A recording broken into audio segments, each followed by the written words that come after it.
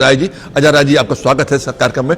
और आज हम शुरुआत करेंगे क्योंकि बीते दिवस आपने समाजवादी पार्टी के साथ मिलकर के प्रेस कॉन्फ्रेंस की थी जिसमें कहा था कि हम लोग मिलकर चुनाव लड़ेंगे।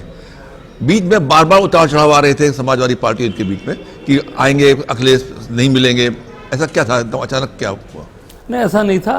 देखिए, ऐसा है कि जो भी बातचीत चल रही थी बहुत ही सौहार्दपूर्ण वातावरण में और बहुत अच्छी तरीके से चल रही थी और निश्चित तौर से उसका परिणाम भी सुखद हुआ। आप देख सकते हैं कि कल सारी चीज़ें तय हुई और मैं समझता हूं कि हमारे लीडरशिप से, अखिलेश जी से जो बातचीत हुई है उसका परिणाम सुखद है। हम सब लोग मिलकर काम करेंगे और मजबूती से इंडिया गठबंधन को जिताएंगे। आमतौर पर ये होता है कि जब भी बड़े गठबंधन होते हैं और चूंकि लोकसभा जैसे बड़े चुनाव का गठबंधन हो रहा है, तो पिछली बार भी जब गठबंधन हुआ था तो अखिलेश यादव के साथ राहुल गांधी भी आए थे बात मतलब घोषणा करने। आज इन्होंने सेकेंड लाइन और थर्ड लाइन को क्यों भेजा? नहीं, ऐसा नहीं है। सब लोग मिलकर काम कर रहे हैं। सेकेंड लाइन थर्ड लाइन की बात नहीं है। वो प्रदेश अध्यक्ष कल थे, राष्ट्रीय सचिव और प्रधान प्रवक्ता थे उनके, और निश्चित तौर से वो लोग बैठे थे और हम सब लोग वहाँ बैठे थे। वो एक जो स्थिति यहाँ की थी, सब लोग मिलकर काम करेंगे, सब लोग मिलकर फर्स्ट सेकेंड लाइन की नहीं बात है। अखिलेश जी बाहर थे, नहीं थे, बाकी लोग यहाँ जो थे उपस्थित थे वो सब लोग आए थे।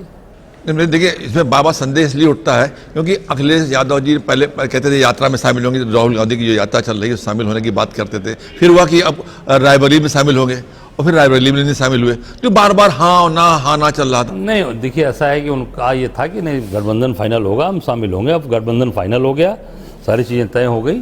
अब निश्चित तौर से हम लोग अभी इनवाइट करने उनके जा रहे हैं उनके यहाँ ऑफिस में, और वो 25 तारीख को आगरा में शामिल। अब गठबंधन हो गया है तो इनवाइट करने की जरूरत, तब तो एक ही हो गया। नहीं, एक सम्मान होता है ना, हर आदमी को सम्मान देना, एक अपनी तरफ से एक जाके उनको उनसे आग्रह करना, वो तो हमारा कर्तव्य है, वो हमारे संस्कार हैं, अपने संस्कार को दर्शाने जा रहे हैं।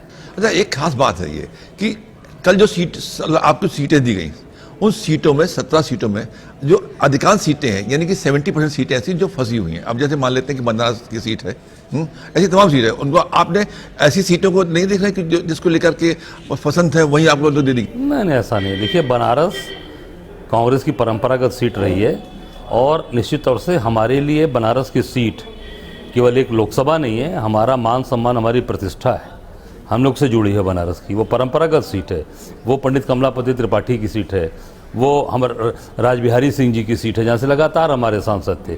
श्यामलाल यादव जी हमारे लगातार वहाँ से कम 6-7 बार हमारे सांसद रहे।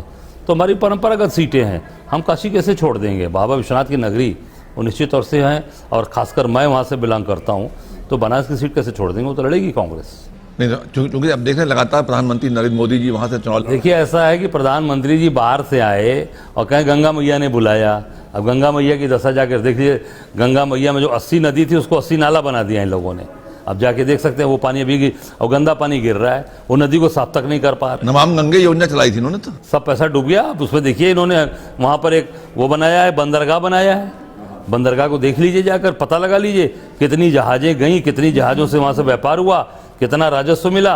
10,000 करोड़ का प्रोजेक्ट है वो, हल्दिया से लेके इलाहाबाद तक 10,000 का प्रोजेक्ट है, वो पूरा पैसा डूब गया। आखिर ऐसा क्या रहा कि ये सक्सेसफुल क्यों नहीं हुआ? आपको क्या लगता है? सक्सेसफुल का कारण इसलिए नहीं कि गंगा जी में पानी नहीं है, वो पूरा का पूरा देखिए सतह पे वो बालू पूरा आ गया है। तो जब तक सफाई नहीं होगी, जब तक गहराई नहीं होगी, तब तक वो कोई भी शिप या कोई भी बड़ी नाव नहीं चल सकती। केवल फोटो खिंचवाने के लिए, मीडिया में दिखाने के लिए, जनता को भरमाने के लिए आपने किया, जनता को उसको कोई फायदा नहीं मिला। लेकिन जनता तो बड़ी उत्साहित दिखाई दे रही थी। जनता को झूठ बोलकर उत्साह करा दीजिए, झूठ बोल दीजिए कि नहीं मैं नौकरी दूंगा, जनता भोली भाली जनता उसको ठग लें। आज तक कांग्रेस ने कभी ठगने का काम नहीं किया, लगातार मोदी जी और इनकी कंपनी ठग रही है। आपने नौकरी की बात कही, पिछले दिनों लंबे समय बाद उत्तर प्रदेश में सिपाहियों की भर्ती का कार्यक्रम शुरू हुआ जिसमें 52 लाख लोगों ने आवेदन किया। 52 लाख बहुत बड़ी संख्या होती है, कई देशों की जनसंख्या नहीं, इतने लोगों ने आवेदन किया, युवाओं ने, और उसमें पर्चा लीक हो गया। आपको क्या कहना है? आप देखिए, इसके पहले भी और फिर अभी पुलिस भर्ती में भी लगातार पर्चे लीक हो रहे हैं। ये पूरी सरकार पर्चा लीक वाली सरकार बन गई है। एपीओ के, पीआरओ के, एआरओ के तमाम ऐसे पर्चे जो सब लीक हो गए। तो निश्चित तौर से ये पूरी सरकार लीक वाली है, पर्चा लीक वाली। मैं समझता हूँ कि अब आम जनता को समझ में आ गया है कि ये नौकरी देने वाले लोग नहीं है, ये केवल जानबूझकर सब चीज़ें की जा रही हैं जिससे हमारा नौजवान नौकरी न मिले, केवल भटकता रहे। और कल तो कानपुर में एक लड़का मिला राहुल जी से, रो रहा था, वो लिटरली आंख से उसके आंसू आ रहे थे। राहुल जी से मैंने मिलवाया, रो रहा था। तो ये क्या है? कहा था हम लोग तो साहब बर्बाद हो गए। तो ये पूरा भविष्य खराब हो रहा है। ये केवल एक पर्चा लीक नहीं है, किसी नौजवान का भविष्य से ये सरकार खेल रही है। इसका जवाब निश्चित तौर से नौजवान और जनता देगी। लेकिन अब जैसे उत्तर प्रदेश में इन्वेस्टर मीट करा रहे हैं, उत्तर प्रदेश सरकार, भाजपा की सरकार जो है इन्वेस्टर मीट करा रही है और बता रहे हैं कि इसमें लाखों रोजगार पैदा होंगे। जो क्या है, अरबों रुपया खर्चा करने के बाद क्या लाखों। आप ये बताइए, इतने इन्वेस्टर्स मीट हुए, कितने कितने कल कारखाने ज़मीन पर आए हैं?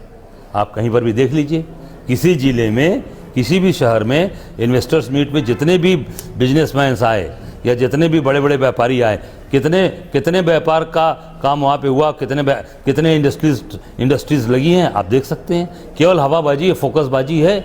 इतना करोड़ आया, इतना हजार करोड़ आया, इतना लाख करोड़ आया, कहाँ है? कहाँ लोगों को मिल रहा है रोजगार? कहाँ बेरोजगारी दूर हुई? आप देख सकते हैं। अगर ये रोजगार मिला होता तो 52 लाख लोग आज एक सिपाही भर्ती में शामिल होते। आप सोच सकते हैं, आप भी सीनियर जर्नलिस्ट हैं, 52 लाख लोग क्यों आते?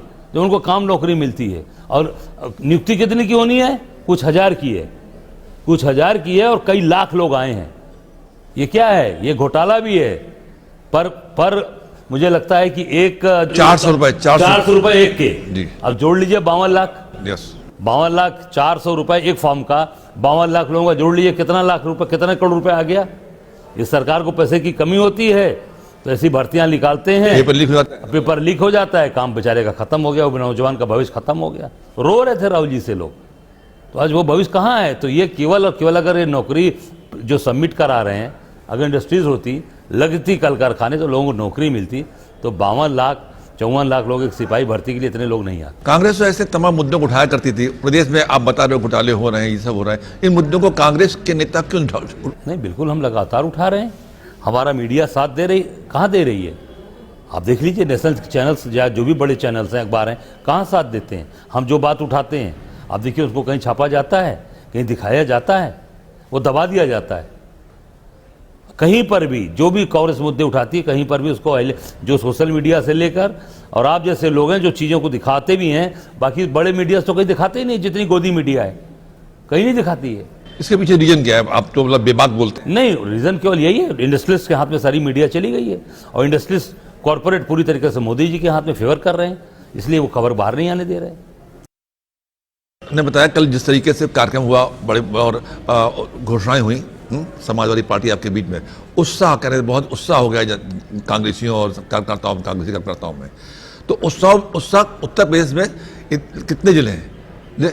अगर इतने बड़े जिलों में केवल 17 सीटें मिली हैं जहाँ पे, और जबकि जहाँ पे 80 सांसद होते हैं, 17 सीटों से बाकी जिलों के कार्यकर्ता उत्साहित नहीं रहेंगे क्या? नहीं, ऐसा कहीं हमारे कार्यकर्ता कहीं तो उत्साहित नहीं होंगे। हम सब लोग मिलकर जहाँ हम लड़ रहे हैं 17 सीट पे और 63 पे समाजवादी पार्टी, हम उनकी मदद करेंगे, हम उनके साथ खड़े रहेंगे और पूरी ताकत के साथ हम निश्चित तौर से उनको बल देंगे, ताकत देंगे, और 17 सीट पे भी हम बहुत ताकत के साथ चुनाव लड़ेंगे। तो आगे जो अभी जो आपके जो सहयोगी संगठन है जिन्होंने कल का मतलब सहयोग देने का वादा किया, उसे पल्लवी पटेल लगातार कह रही हैं कि हम जो है अखिलेश यादव के पीडीए के खिलाफ हैं और साथ नहीं रहेंगे। नहीं, उनका बयान आ गया, वो अभी वोट देने जा रही हैं, वो अखिलेश जी को, समाजवादी पार्टी के जो कैंडिडेट हैं उनको वोट देने जा रही है, वो तय हो, उनसे साथ देंगे। बिल्कुल देंगे, उनके साथ है।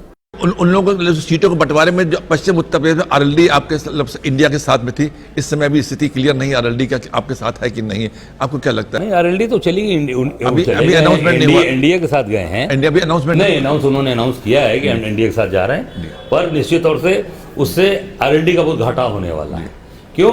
क्योंकि आरएलडी जो किसान पार्टी है, किसानों पर लाठियां चल रही है, गोलियां चल रही हैं, आंसू गैस छोड़े जा रहे हैं। आप किसान जीवन भर, चौधरी चरण सिंह साहब ने लगातार किसानों के लिए संघर्ष किया, पूरा जीवन किसानों के नेता, सबसे बड़े नेता हुए, देश के प्रधानमंत्री बने। उनका परिवार आज किसान विरोधी पार्टी के साथ, किसान विरोधी दलों के साथ जाके मिले। मैं समझता हूँ कि उनके लोग, समर्थक, और मैं कहता हूँ चौधरी चरण सिंह जी की आत्मा रो रही होगी कि जिनके लिए मैंने जीवन भर संघर्ष किया, पूरा जीवन लगाया, आज हमारे परिवार का व्यक्ति हमारे किसान के ऊपर जो गोलियां चलवा रहा है, आंसू गैस चलवा रहा है, उससे जाके मिल रहा है। निश्चित तौर से आरएलडी को इसका बहुत घाटा उठा। आरएलडी को घाटा उठा, लेकिन कांग्रेस इसमें किस तरीके से किसानों के साथ आ रही है? नहीं, किसानों को समर्थन हमने कर दिया। राहुल जी ने कह दिया कि हम स्वामीनाथन रिपोर्ट लागू करेंगे, एमएसपी हम देंगे, तय कर दिया राहुल जी ने। और या किसानों का जो विरोध प्रदर्शन चल रहा है उसका समर्थन किया, जो बंद का आह्वान किया था किसानों का उसमें हमने साथ दिया, हमने उनका बंद का साथ समर्थन किया। हम पूरी तरीके से किसानों के साथ हैं और हमने किसानों का कर्जा माफ़ किया था, हमने किसानों के साथ हम खड़े थे। जो 4 गुना मूल्य आज गाँव में मिल रहा है कि जब मुआवजे का, वो किसने दिया? यूपीए सरकार ने। वो जब राहुल जी भट्टा परसौल गए थे उसमें तय हुआ, यूपीए ने आज 4 टाइम्स कर दिया। तो कांग्रेस निश्चित तौर से कांग्रेस की देन है। हमेशा कांग्रेस के जो किसानों के साथ खड़ी रही वो हमेशा खड़ी रहेगी।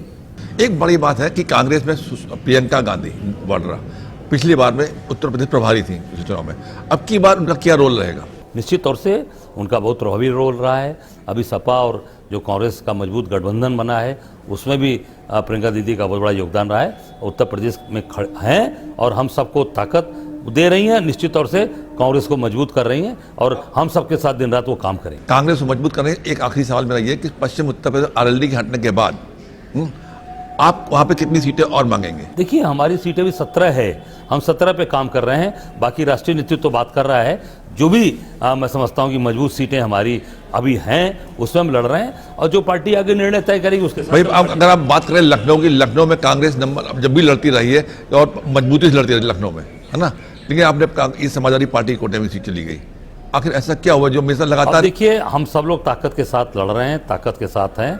जो सीटें हमको मिली हैं उस पर काम करें। धन्यवाद, आप ऐसे लड़ते रहें, आगे बढ़ें। शुक्रिया, धन्यवाद।